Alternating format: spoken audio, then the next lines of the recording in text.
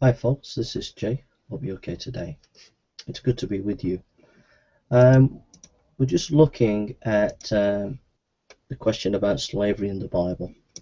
The information that I'm getting from material, and it's called ChristianThinkTank.com. ChristianThinkTank.com, and it's on slavery. So if you type in ChristianThinkTank.com, slavery, you'll be able to access this information.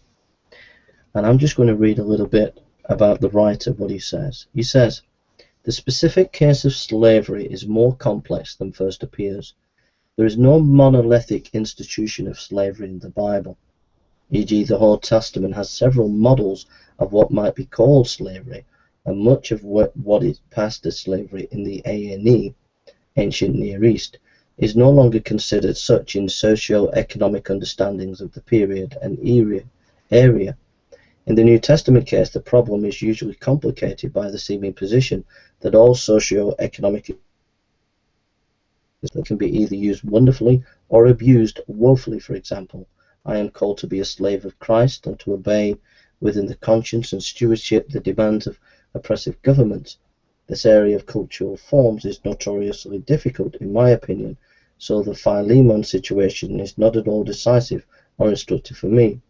I am familiar, however, with those Civil War debates, but consider much of that simply bad theological method. Simply put, I think the problem is more complex than a simple Paul hedged here. I am still thinking through this, so don't take my comments as finished goods. And hence I want to come back to the issue in this series.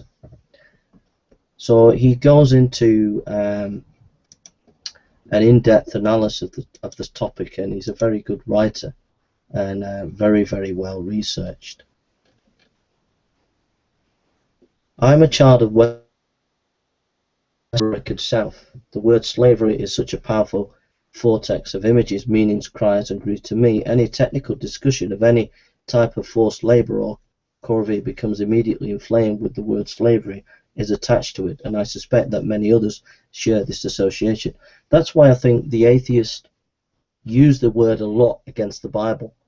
It's a very powerful emotive word, and they think they can win an argument by just using it. Just an aside, those atheists who use the word slavery against the Bible, how do you get out of the naturalist fallacy? How do you get out of the is-ought distinction? Just on the issue of morality, just a little thing there. But anyhow, he writes, scholars in the A&E have often abandoned the use of the general term slavery in descriptions of the many diverse forms of master-servant that are manifest in the ancient world. There are very few true slave societies in the world, with Rome Greek being two of the major ones, and ancient Israel will be seen to be outside this classification as well, in legislation, not practice. A recent example of this comes from the discussion of the Hittite culture. Guttebok, he quotes, Butterbuk refers to slaves in the strict sense, apparently referring to chattel slaves such as those of classical antiquity. This characterization may have been valid for house slaves whose masters could treat them as he wished them when they were at fault, but it is less suitable when they were capable of owning property and could pay betrothal money or fines. The meaning servant seems more appropriate, and perhaps the designation semi-free. It comprises every person who is subject to orders or dependent on another, but nonetheless has certain independence within his own sphere of activity. Scholars in cultural anthropology are sensitive to this as well, writes the Christian think tank. Slavery was quite unique historically. Quote, scholars do not agree on a definition of slavery. The term has been used at various times for a wide range of institutions, including plantation slavery, forced labor, the drudgery of factories, sweet shops, child labor, semi-voluntary prostitution, bride price marriage, child adoption for payment, and paid for surrogate motherhood. Somewhere within this range, the literal meaning of slavery shifts into metaphorical meaning, but it is not entirely clear at what point. A similar problem arises when we look at other cultures. The reason is that the term slavery is evocative rather than analytical, calling to mind a loose bundle of diagnosed features. These features are mainly derived from the most recent direct Western experiences within slavery, that of the southern United States, the Caribbean and Latin America. The present Western image haphazardly constructed out of the representations of that experience in 19th century abolitionist literature, and later novels, textbooks and films, from a global cross-cultural and historical perspective. However, New World slavery was a unique conjunction of features. In brief, most varieties of slavery did not exhibit the three elements that were dominant in the New World: slaves as property and commodities, their use exclusively as labor, and their lack of freedom. End of quote. He says, generally in the A&E, these fuzzy boundaries obtained as well. Slavery is a very relative word in our time period, and we have to be very careful into auto-associating it with more vivid New World examples. For example, in the West, we would never say that the American president's cabinet were his slaves, but this term would have been applied to them in the A&E kingdoms. And as in the A&E, even though children and family could be bought and sold, they were never. The property aspect for such transactions did not define explicit notion of slavery. Quote, freedom in the ancient Near East was a relative, not an absolute state, as the ambiguity of the term for slave in all the regions' language illustrates. Slave could be used to refer to a subordinate in the social ladder. Thus the subjects of a king were called his slaves, even though they were free citizens. The king himself, if a vassal, was the slave of his emperor. Kings, emperors, commoners alike were slaves of the gods. Even a social inferior, when addressing a social superior, referred to himself out of the politeness as your slave. There were, moreover, a plethora of servile conditions that were not regarded as slavery, such as son, daughter, wife, serf, human, pledge, etc. So I'm going to leave it there. Type in ChristianThinkTank.com slavery. This article was created December 30th, 1999, updated on March 18, 2004. It's on Christian Think Tank. The title is, Does God Condone Slavery in the Bible? I'm going to discuss what he says in a minute. I've only read a few paragraphs of what he said and the scholars that he's quoted. So I'm just going to, if you type in Peter Williams, Dr. Peter Williams, lecture on the Old Testament in YouTube, he will give also a good expounding of the word slavery in his lecture on the Old Testament. So type in Dr. Peter Williams on the Old Testament. He's a scholar who's been resident at Tyndale House, and he's done a great lecture on slavery. He's an expert.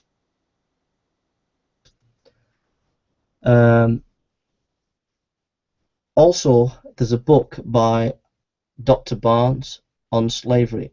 If you go to Google Archive Books and you type in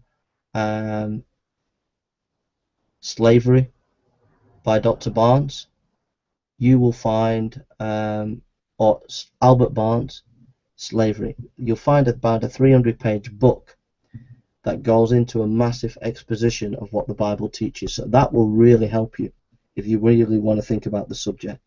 Have a look at Albert Barnes on slavery, Google Book Archive. You can get the book PDF, read it, it will really help you. Have a look at Dr. Peter Williams' lecture on the Old Testament. He's an authority on this subject, and what he says will be a real help to you. Okay? And don't forget to have a look at this very helpful, informative article on ChristianThinkTank.com on slavery. Okay. So there's two points that I want to make here that are very important. When you get these internet atheists saying, "Oh, the Bible teaches slavery," two points to be made. Number one, their exegesis of the Bible is a joke. They haven't got any real great Bible scholars amongst the atheists in the atheist world. I know, I've challenged them to debates. They won't debate me. So, you know, they don't know how to do exegesis. They don't know how to study the Bible.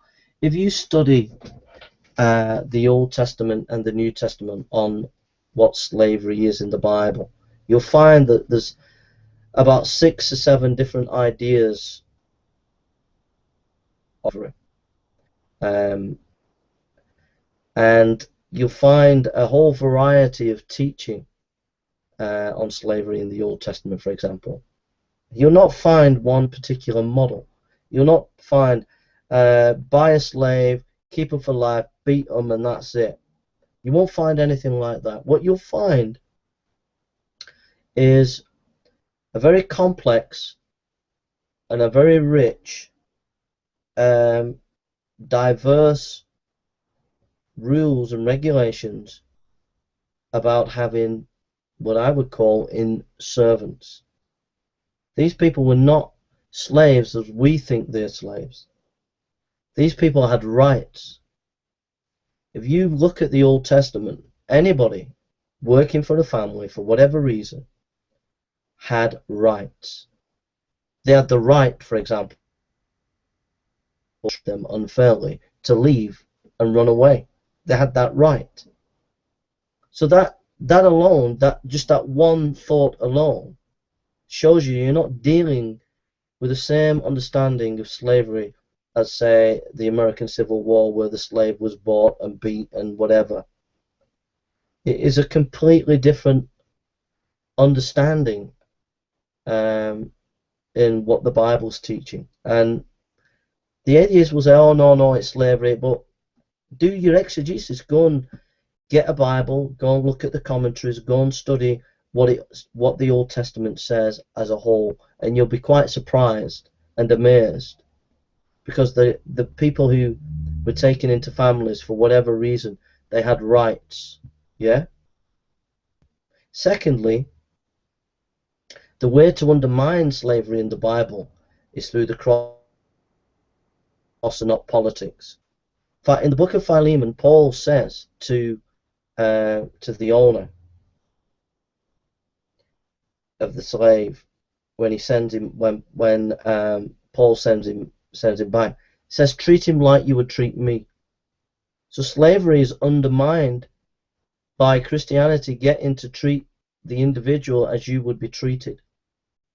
The way Christ dealt with us, he sacrificed himself for us. So whether you're a slave or whether you're a slave owner, you are to sacrifice yourself for the other person, to care for the other person. So Paul undermined slavery in the ancient Roman world by trying to get the slave owner to see the need to love the slave as himself, and the slave love the owner as the self. And if that's by de facto, no slavery. So that's how the New Testament undermines slavery, not by politics, but by the cross. Yeah. So in the Old Testament, there's a variety of understandings of what slavery is. It's not the same kind of slavery as we associate it with. That's what the exegesis is, the biblical exegesis. I would encourage you to go and do that. Albert Barnes on his book Slavery will give you an open window into how to study the Bible on this. Dr. Peter Williams will give you the academic tools to do this, and the Christian think tank will give you the cultural and sociological information to do this. Okay.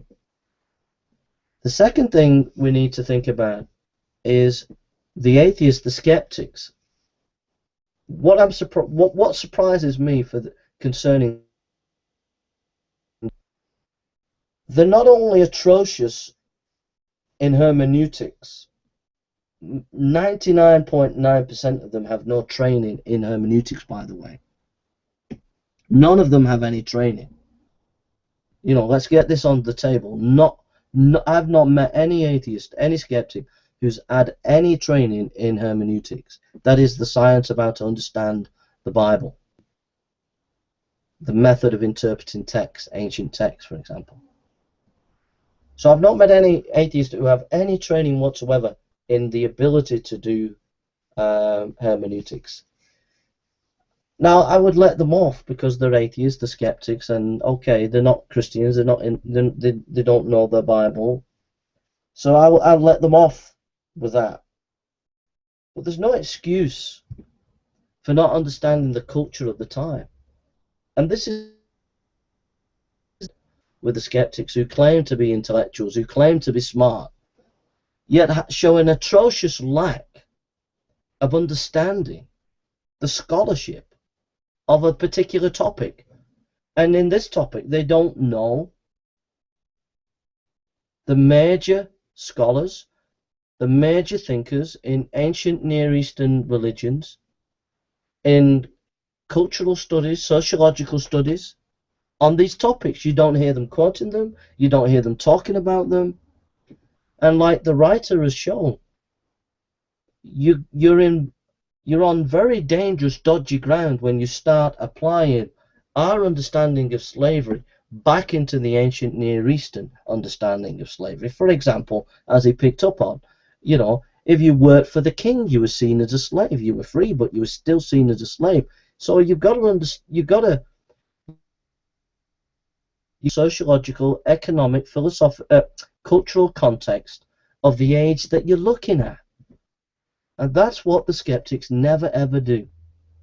Even their best scholars, like a Richard Carrier, is atrocious at historical inquiry when it comes to context. How many times have I caught the guy out quoting text, ancient text, and they're out of context? I can't count how many times I've done it. Dr. Price, who's an agnostic who the atheists use, how many times have I found and caught this guy out on his woeful inadequate ability to do exegesis, but his stubborn refusal to admit that he's just applying the most backward, I could only describe it backward, out of date scholarship to his historical inquiry.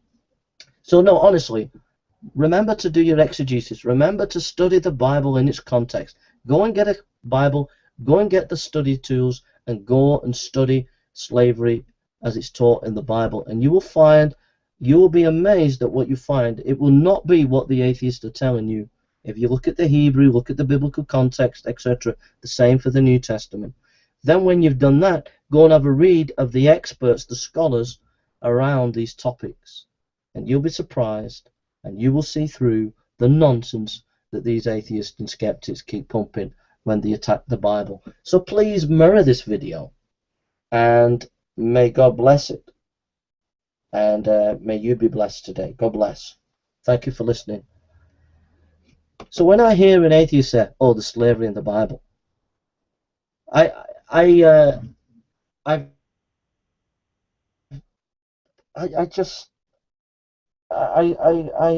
to be honest, I hold my hand in despair, because they're only doing it for one reason: to score points. They think they're winning an argument. They think that they are beating Christianity, but they're not beating anything. All they're doing is preying on people's ignorance and displaying their own ignorance. So thank you for listening, and God bless you, and take care. The 3 sources that I've given you will be an awesome resource for you on this topic. So you need to go away and study. I can't deal with this in a 5-minute, 10-minute video. You need to go and study and grapple with it, and you'll be okay. You'll come out the other end, and you'll see that these skeptics are talking from their backside. They don't know what they're talking about. So God bless you, and thank you for listening.